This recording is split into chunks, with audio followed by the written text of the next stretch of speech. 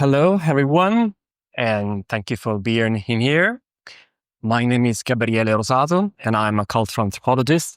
Well, my primary focus is on child protection and safeguarding practices and the long-term consequences of trauma. But today, more than findings, I want to share some methodological features of this journey. And so how ethnography itself can become a path of healing, if so. But before I go into that, as I know I'm talking about kind of topics that can be may cause discomfort for some, I'd like to anticipate the trigger warning because these presentations include reference to child sexual abuse and the long-term consequences of trauma. So please take care of yourself throughout the presentation. And a further key premise also lies in the positionality which influenced my methodology. Because I am not only involved in the topic as a researcher, because I am a survivor myself. And so actually, in the words of Donna Kerr, who is a emeritus professor at University of Washington, I will say some things of personal nature and I will feel exposed, vulnerable. These would be utterly silly things to do if my purposes were purely academics.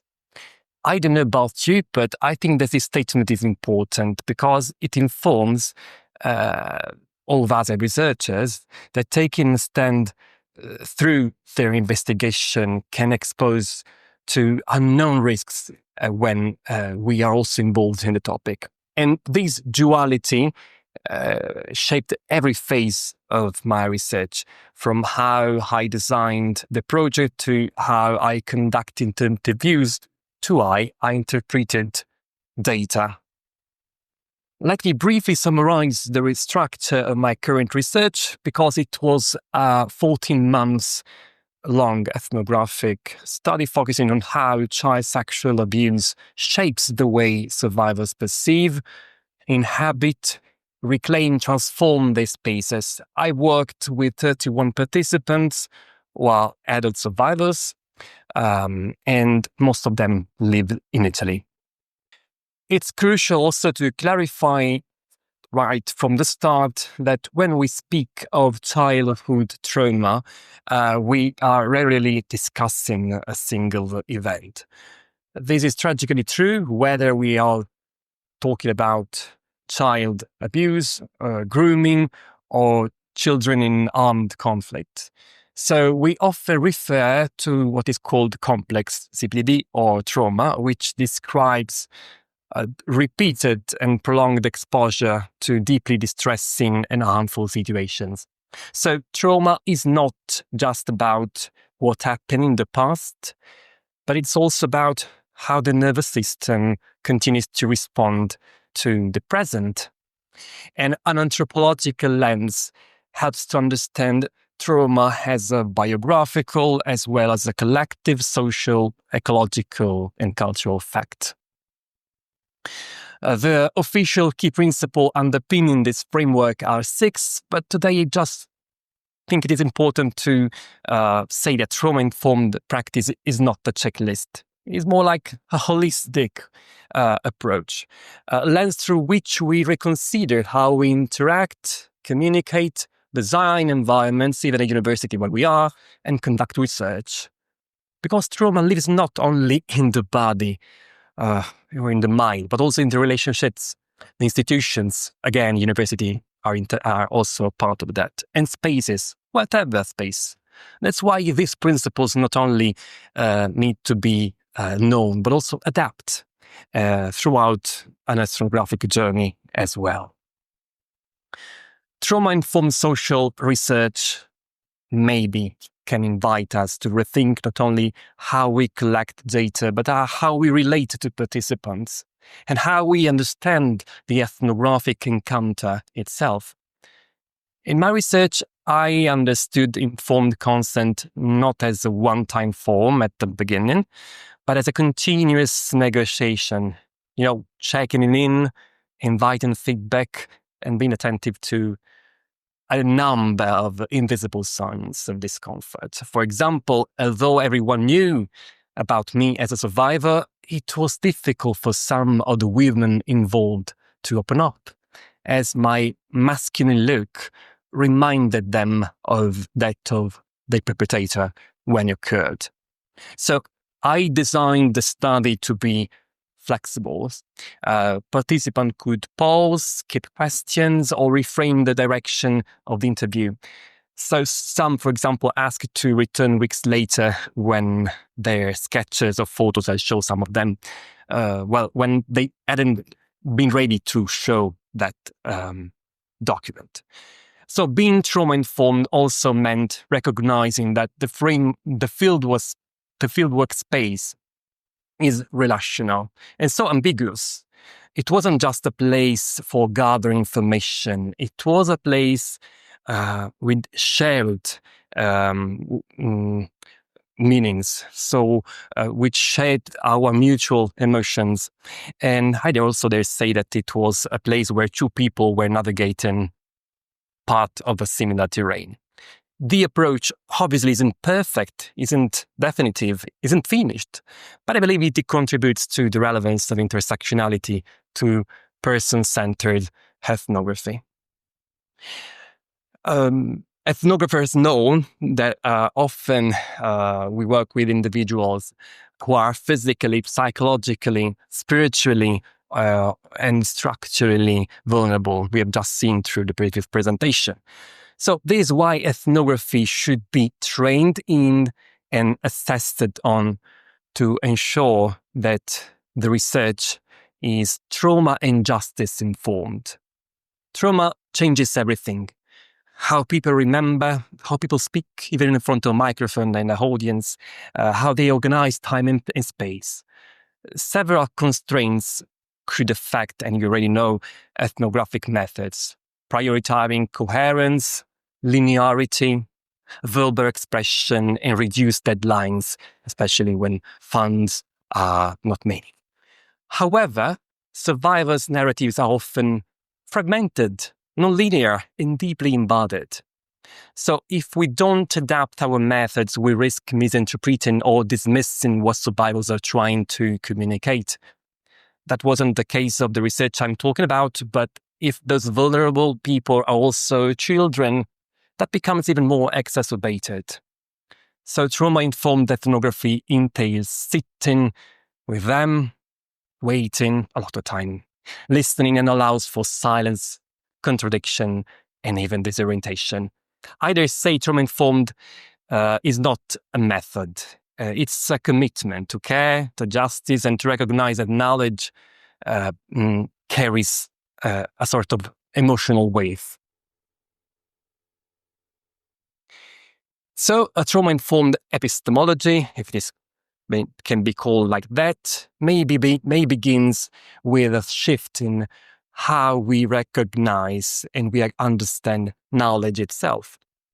Knowledge is often gathered from participants, but it can also be obviously co-constructed.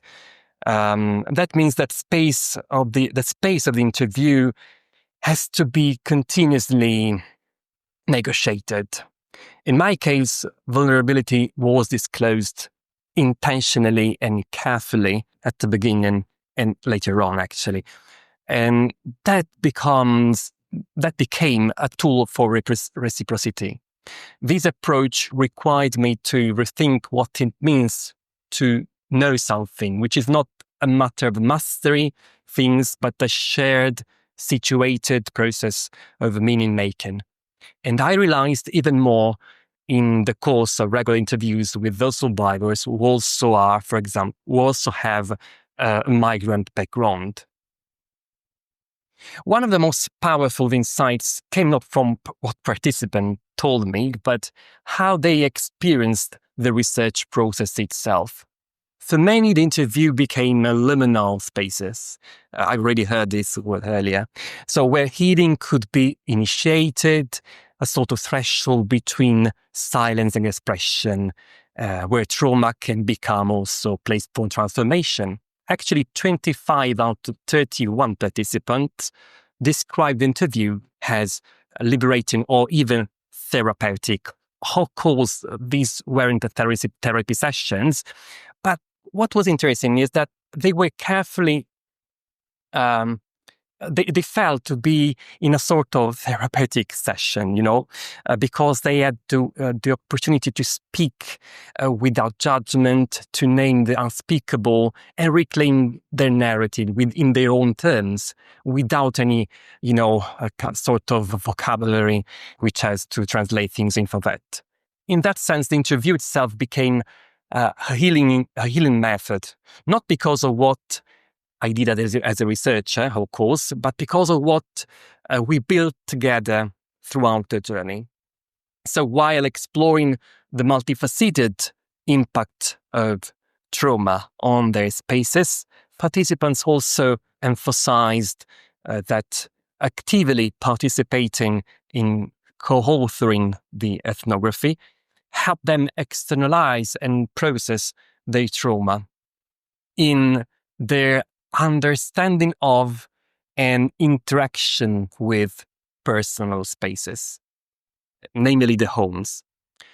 And although half of the participants had never spoken about child abuse, even to their partners in love, for example, throughout the ethnography, at least 6 of the 31 participants, decided to talk about the topic with people they trusted, and not only that, but also to speak publicly, which means by publishing an autobiography, writing a song, creating a photo exhibition, and many more, actually. I'm sorry I cannot show such an outcome with you because I need to preserve their connection to the research, their connection to the research. However, some things can be shown, and they come from within ethnography. Here is an example of how visual ethnography may empower survivors by allowing them to visually document and narrate their experiencing. See this picture, for instance. The participant who drew this sketch uses the word divano, which stands for couch, compulsively. She's reluctant to sit on couches, and when forced by circumstances, she acts out her rituals, which are namely OCDs. But in any case, this is the visual representation of what she feels. Then, while this record in itself is, a source of knowledge, it's also something that, for her as an individual, made the possibility to reconsider that tool, and that device, the couch, as something that caused discomfort to her, because she wasn't aware of that and the reason for that. And to this end, a trauma-informed inquiry can gain more insights into the analysis of verbal and non-verbal language, as one of the previous scholars was claiming, of course. That creative practices to elicit knowledge in the social science are vibrant and very creative. So that's what I did. I developed the one that could be suitable for the participant concerned. And so an integral part of my methodology was the use of what I called verbal maps, a kind of behavioral experiment to collect sketch maps and verbal description from participants. They were asked to externalize their spatial mental representation of their homes, combining graphic and textual description, because I wanted to know how they call things properly in their own terms. Obviously, no cartographic expertise was requisite and no architectural accuracy was sought. Over time, survivors moved or reconfigured their homes. We repeated the exercise, and I dare say that changes in the maps were striking. I just want to briefly highlight how verbal mapping worked with a few subgroups of participants. For example, those living with physical or cognitive disabilities. So those who experienced either, say, a double layer of exclusion in space, one due to trauma and the other due to physical inaccessibility or dependence to a caregiver, for example. While this sample focused on the experience of bisexual survivors, again, this shows the multi-layered utility of verbal mapping as a tool not just for documentation, but also as an identity of identity for the reconstruction of those cases in which the erasure goes hand in hand with the trauma. In addition, several verbal maps showed areas of safety where music created a kind of acoustic shelter, something that obviously I couldn't have observed except for their representation. It's a reminder that spatial experience is not only visual and physical, but also auditory, like the soundscape we are immersed in now. So the kind of positionality I'm discussing today must account for this multisensory layer. This last example may seem surprising at first because AI emerged in a few maps and as a meaningful relational presence, especially among younger participants and those experiencing isolation. At least 6 participants spoke of the use of AI as a safe digital companion. However, as an ethnographer, I've also realized where AI can be a filter that can cause misinterpretation of the observed facts. This was the case with one participant who resorted to AI in an attempt to cope with an episode of re-traumatization. And, the AI-generated suggestion prompted her in enact specific purification ritual, lacking any cultural evidence, which means that the resort to such cultural experiences, practices, the ritual she engaged with, may contaminate, the reliability of ethnographic records. And I dare say that these may raise compelling questions about the use of AI and the in terms of informants, Maybe we will discuss that another day. My time is running out, so what I want to underline is that ethnography itself, when practiced with the trauma-informed principles, can become transformative. Not because it provides treatment, of course, not because it's therapy, but because it creates a context of recognition, of shared authorship over past histories when they were denied or even silenced, muted in many cases. In this study, participants told me that drawing maps, narrating their stories, or even just being listened to without judgment was healing. And this ethnographic encounter enabled a process of reappropriation in a way, affirming that knowledge and healing can coexist, maybe in the research encounter. So, a reasonable question may arise: can ethnography, when grounded in trauma-informed values, can become a site of care? This is not about turning research into therapy, but about recognizing that listening itself can be reparative. That, co-constructing knowledge with people who have been silenced can be a form of justice. And that healing doesn't always require clinical intervention. It can begin in the quiet dignity, I take this word again, of being heard, of being believed. So you know that ethnography, even at its best, is not perfect, is not neutral. It is present, engaged, imperfect, but also transformative. So ethnography in this sense becomes not only a way of observing, but a way of staying with. Now my time is really up, but here is how you can stay in touch or find out more if you wish. But please, let's strive to make Spaces University too safer and more supportive for everyone. And now if you're feeling comfortable, please take part in this debate with kindness. Thank you very much.